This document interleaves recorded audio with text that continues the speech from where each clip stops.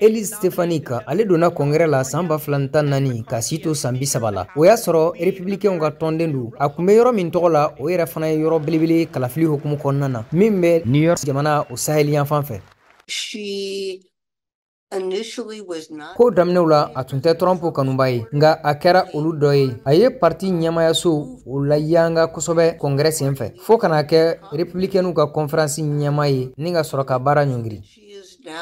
Until she resigns the chair of the Republican conference.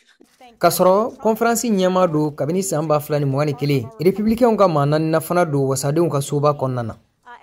Républicainw ka bɛnkan kɛnɛ kan min kɛra Cleveland san 2016 a sema ye o la fo kalafiliw kɔfɛ de ani a ka sansɔrɔli o kɔfɛ ni a ka sɔrɔ ka kɛ maaba ye i n'a fɔ a yɛrɛ b'a fɔ cogoya min na Ultramaga ni o ye jɛkulu ye minnu ka wulikajɔ bonyanen don kosɛbɛ Amérique ka yɛrɛbaya segili o hukumu kɔnɔna na.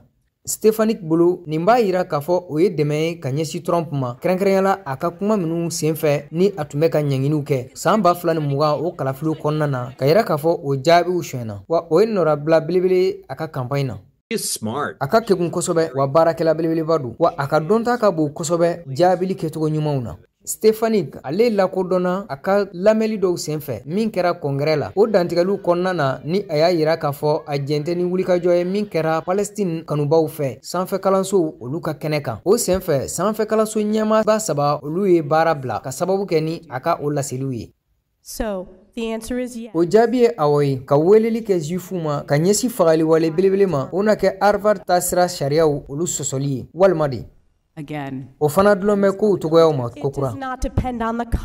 O dulonnen tɛ kow cogoyaw ma. O jaabi ye awɔ de wa o de la fana a kan ka baara ɲɔngiri. Olu ye jaabi ye sɔn tɛ min ma cogoya si la.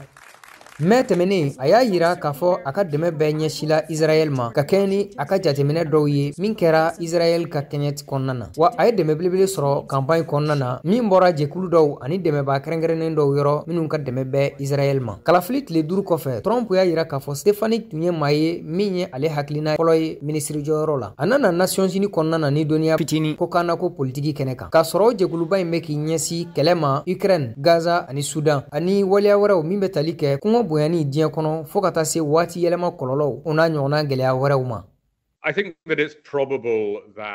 Ne hakilina la n'a kɛra jamana tɔgɔla lasigiden ye Elise Stefanik a kan k'i ɲɛsin Moyen-Orient ma a kan k'i ɲɛsin Ukraine ma wa a bɛ sɔn ka kɛ fana ka sababu kɛ a ka laseli kɔrɔw ye ka yira k'a fɔ a nana kɛ jaabilikɛla jugu ye ka ɲɛsin Chine ma.